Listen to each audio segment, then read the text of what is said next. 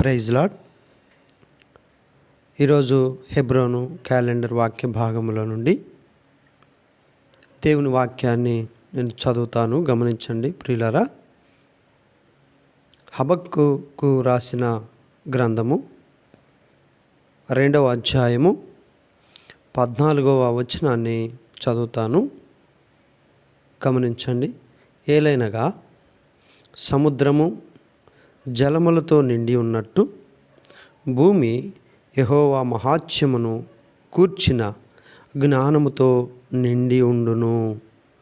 ప్రియులారా, ఈ యొక్క లేఖన భాగంలో మనం గమనిస్తూ ఉంటే దేవుని యొక్క గొప్పతనాన్ని తెలియజేస్తూ ఉన్నాడు. అందుకనే మనము ప్రియులారా దేవుని వాక్య భాగంలో మనం చూసుకుంటే సంఖ్యాకాండము 14వ అధ్యాయము 21వ వచనాన్ని నేను చదువుతాను. మనం గమనిస్తే సంఖ్యాకాండం 14వ అధ్యాయం 21వ వచనం, అయితే నా జీవముతోడు భూమి అంతయు యెహోవా మహిమతో నిండి ఉండును. చూడండి ప్రియులారా, మనం ఈ భాగంలో చూస్తే భూమి యెహోవా మహిమతో నిండి ఉండును అని దేవుని వాక్కు తెలియజేస్తూ ఉన్నాడు. అయితే ఆయన లోకమంతా యెహోవా మహిమతో ఎంత నిశ్చయముగా నిండి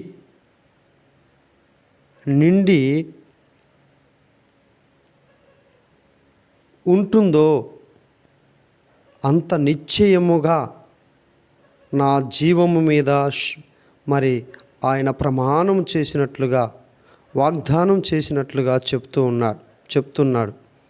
అయితే ప్రియులారా, దేవుడు తన వాక్కు ఎంత గొప్పదో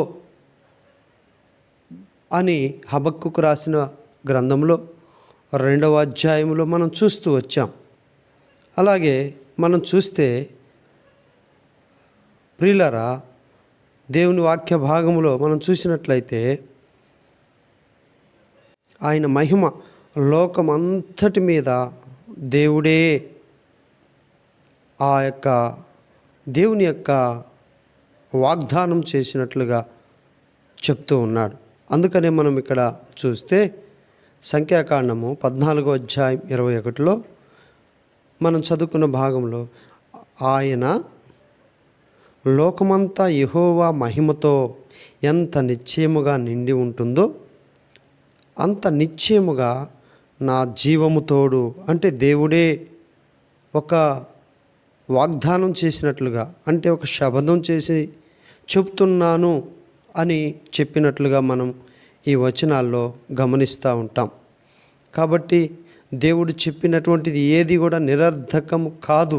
ఎందుకనంటే దేవుని వాక్యమే సెలవిస్తూ ఉంది ప్రియులారా. ఏమనంటే ఆకాశము భూమి గతించినా కూడా నా మాట సున్నా అయినా పుల్లైనా కూడా తప్పిపోదు అని దేవుని వాక్యం సెలవిస్తూ ఉంది. అందుకనే మనం గమనిస్తే ప్రియులారా, దేవుని వాక్య భాగంలో 2:14లో మనం చూస్తే ఏలైనగా సముద్రము జలములతో నిండి ఉన్నట్టు భూమి యెహోవా మహాత్మ్యమును గూర్చి జ్ఞానముతో నిండి ఉండును. కాబట్టి ప్రియులారా, మనం ఇక్కడ చదువుకున్నటువంటి భాగంలో దేవుని యొక్క మరి మాట సెలవిచ్చినట్లుగా దేవుడే చెప్తూ ఉన్నాడు అన్నటువంటి సత్యాన్ని మనం చూసుకుంటూ ఉన్నాం లేఖనం ద్వారా.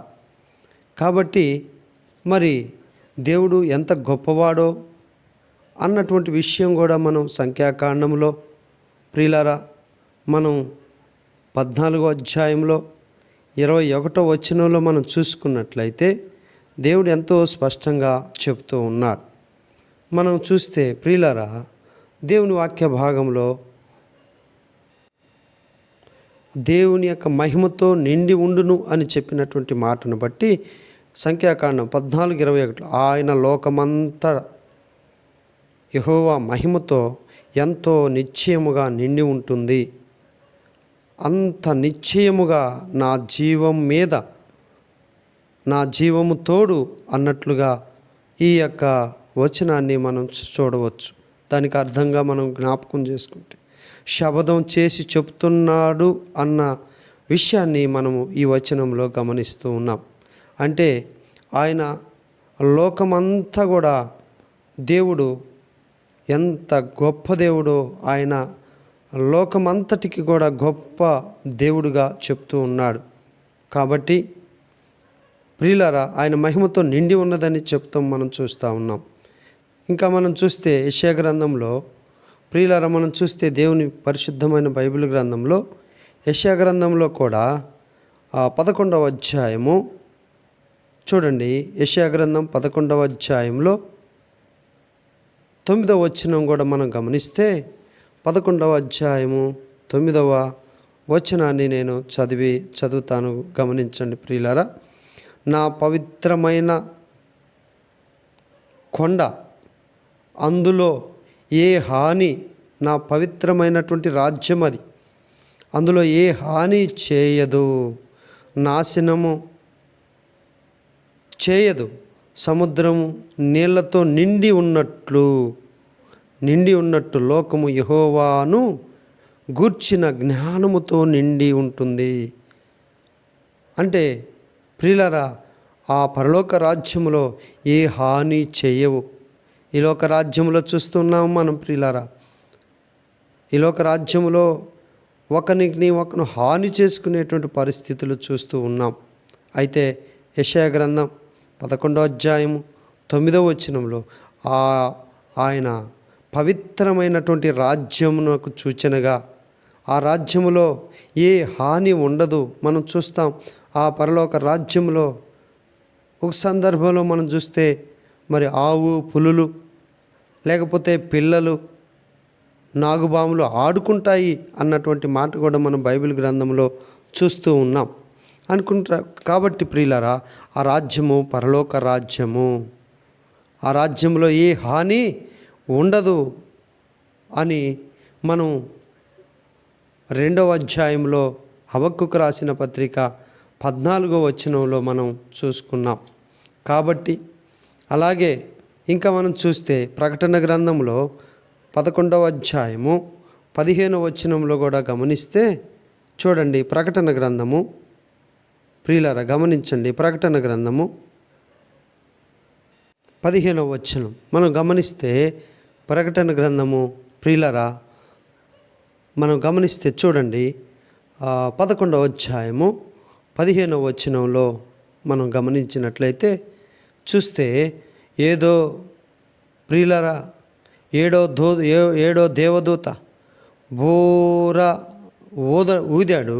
ఊదగా అప్పుడు పరలోకంలో గొప్ప స్వరాలు వినిపించి ఇలా పలికాయి, భూలోక రాజ్యాలు మన రాజ్యాలు, ఆయన అభిషిక్తుని రాజ్యాలు అయ్యాయి. అంటే భూలోక రాజ్యాలు కూడా ఆయన అభిషిక్తుని రాజ్యాలుగా మార్చబడే రోజు వస్తూ ఉంది.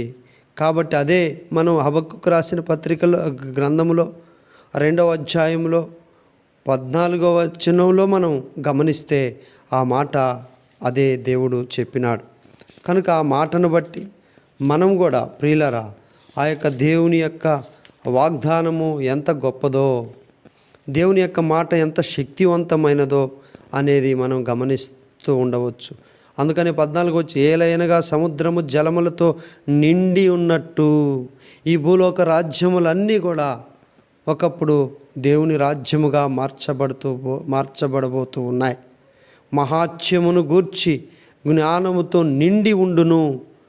కాబట్టి ఆ విధంగా పరలోక రాజ్యము వలె మార్చబడబోతూ ఉన్నాయి.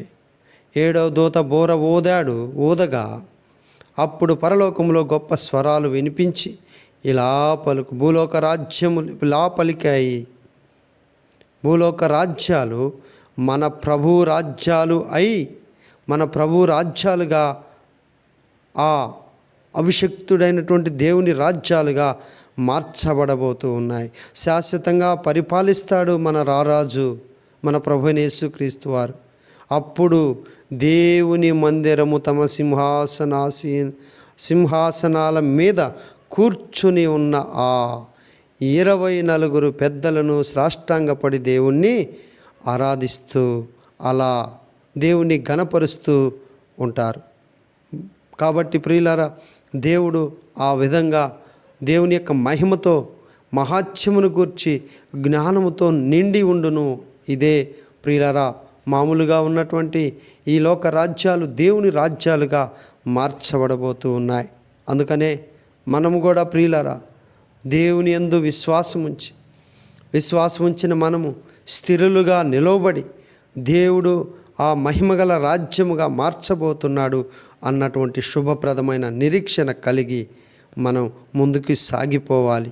ఈ వచనాన్ని బట్టి మనము ప్రియులారా, ఏలైనగా సముద్రము జలములతో ఎలాగైతే నిండి ఉంటుందో అలాగే దేవుడు తన ప్రజలైనటువంటి తన రాజ్యాలుగా చేయబోతున్నాడు.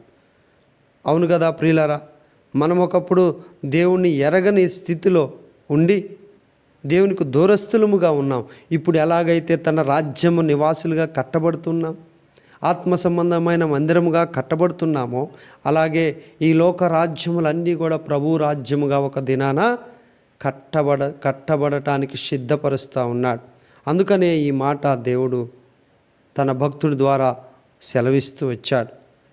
సముద్రము జలములతో ఎంతగా నిండి ఉంటుందండి. సముద్రము జలములతో ఎప్పుడు దాన్ని అది ఇక ఆరిపోదు. అలాగే ప్రియులారా, ఆయన రాజ్యం కూడా నిజంగా శాశ్వతంగా మరి ఎలాగైతే సముద్రంలో జలములతో నిండి ఉంటుందో అలాగ ఖచ్చితంగా మార్చబడబోతూ ఉన్నాయి. ఈ లోక రాజ్యములన్నీ కూడా ఆయనను స్తుతించే రాజ్యముగా, ఆయనను ఘనపరచబడబోయే రాజ్యముగా మార్చబడుతుంది.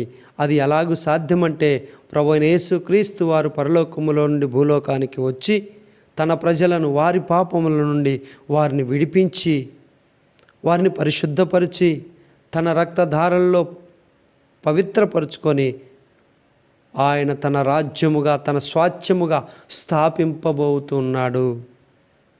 ఆయన తన బిడ్డలను తనకు జనముగా స్థాపించబోతూ ఉన్నాడు. అదే తన రాజ్యము.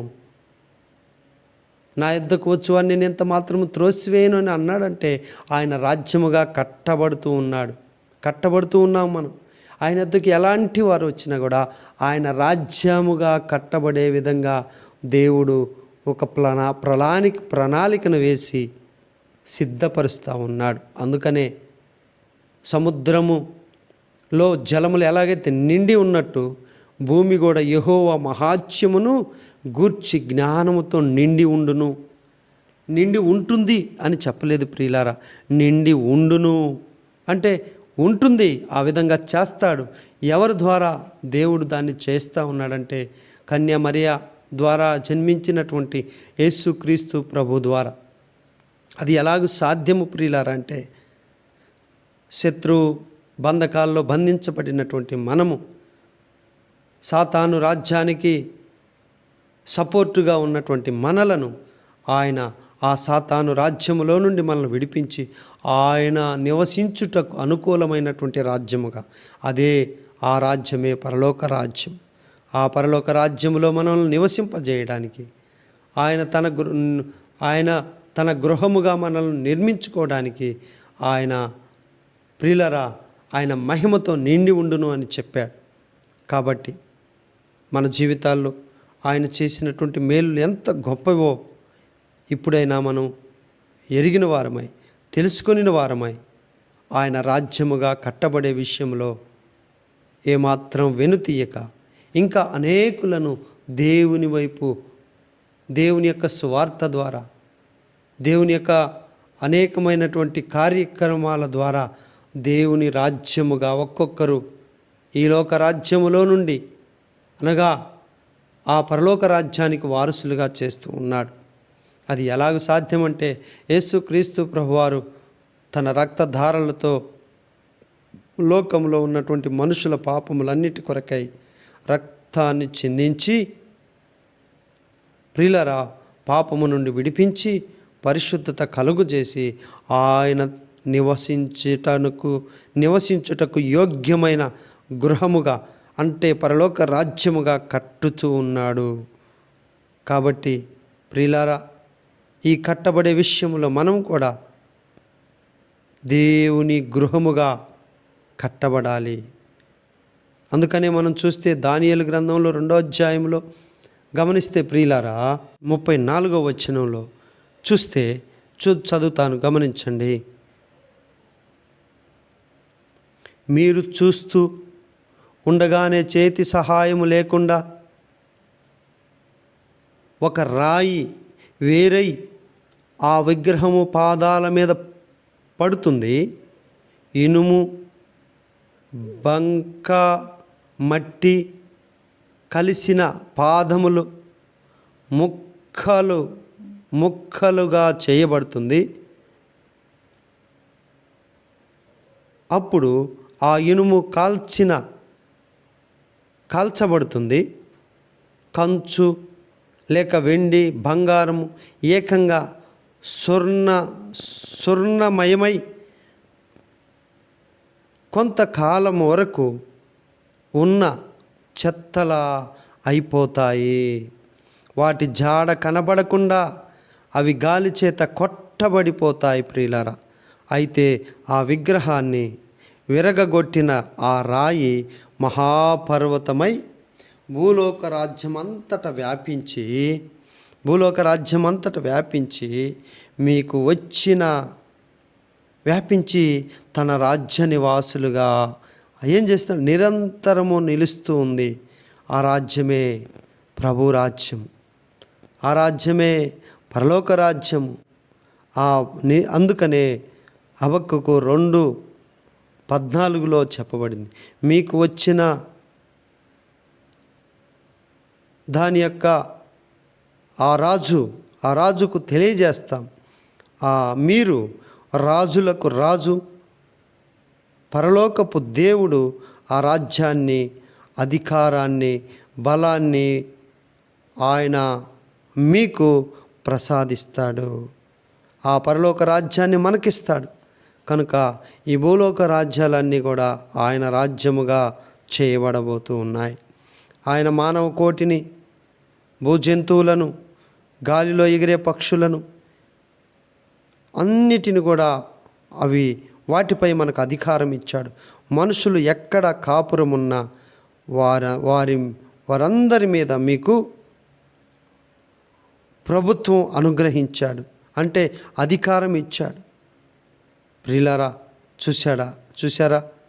కనుక దేవుని యొక్క ఆ మాట ప్రకారము ఈ లోక రాజ్యములన్నీ కూడా ఒక దినాన లైపైపోతూ ఉన్నాయి. ఆ నిత్య రాజ్యములో ఆయన రాజ్యముగా కట్టబడబోతూ ఉన్నాడు. అందుకనే చివరిగా మనం గమనిస్తే, ఏలైనగా సముద్రము జలములతో నిండి ఉన్నట్టు భూమి యెహోవా మహాత్మ్యమును గూర్చి జ్ఞానముతో నిండి ఉండును. కనుక ప్రియులారా, ఆయన లోకమంతటికి దేవుడే. ఆయన పవిత్రమైన రాజ్యముగా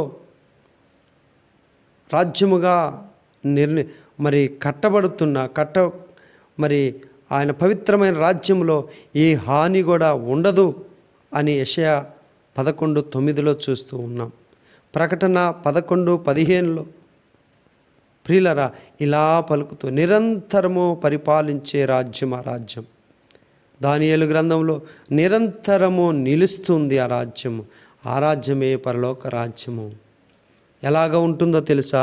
సముద్రములో జలము ఎంత సమృద్ధిగా ఉంటుందో, నిండి ఉంటుందో, భూమి యెహోవా మహాత్మ్యమును గూర్చి జ్ఞానముతో నిండి ఉంటుంది. ఇది దేవుడు వాగ్దానం చేస్తూ వచ్చాడు. కాబట్టి మనము ఎప్పుడు కూడా నిరీక్షణ కలిగి ఉండాలి. భయమును వీడి ఆ పరలోక రాజ్యం మన కొరకు దేవుడు సిద్ధపరుస్తున్నాడు. కనుక మన యాత్రా జీవితంలో ధైర్యంగా దేవుడు మన కొరకు సిద్ధపరచబడిన ఆ పరలోక రాజ్యం కొరకు నిరీక్షణతో ధైర్యంగా ప్రభు వైపు చూసుకుంటూ ముందుకు సాగిపోవాలి అని దేవుని వాక్కు సెలవిస్తూ ఉంది. కనుక ఆయన మాట ఇచ్చి తప్పేవాడు కాదు ప్రియులారా. కాబట్టి మనం ఆయన రాకడ కొరకై ఆయన రాజ్యముగా కట్టబడే విషయంలో ఆయన రాజ్యం ఎలాంటిదో కూడా చూసుకున్నాం. అక్కడ నాగుబాములు పిల్లలు ఆడుకుంటారు, సింహము ఆవులు అక్కడ మేస్తాయి. యెషయా గ్రంథంలో మనం చూస్తాం. ఆ రాజ్యం లాగా ఈ లోక రాజ్యాలు కూడా మార్చబడబోతూ ఉన్నాయి. కాబట్టి మనము కూడా ఆ రాజ్య నివాసులుగా ఉండుట కొరకై దేవుడు మనలను సిద్ధపరచబడి ధైర్యపరిచి ఆ విశ్వాసమునకు కర్తయు దానిని కొనసాగించువాడునైన యేసు వైపు చూసి మన ముందుంచబడిన పరుగు పందెములో ఓపికగా ముందుకు సాగిపోవుదుముగాక. ఆ విధంగా దేవుడు మనకు సహాయము చేయునుగాక. ప్రార్థన చేసుకుంటాం.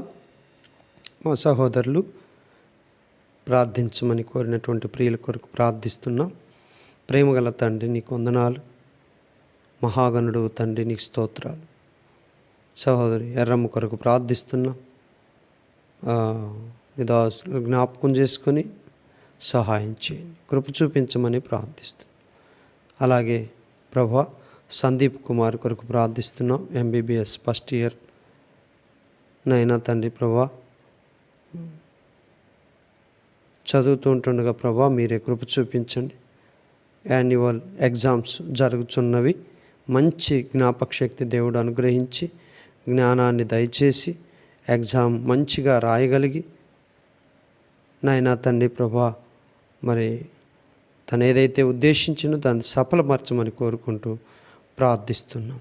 ఆ విధంగానే ప్రభా మరి మీ కుమారుడైన యేసుక్రీస్తు నామంలో సైమాన్ పీటర్ కొరకు ప్రార్థిస్తున్నాం. ప్రభా తన వర్క్లో సహాయం చేయండి, తన భవిష్యత్తులో తోడుగుండండి. ఆర్థిక పరిస్థితులన్నీ మీరు మరి దేవా సహాయం చేస్తురమ్మని ప్రార్థిస్తున్నాం.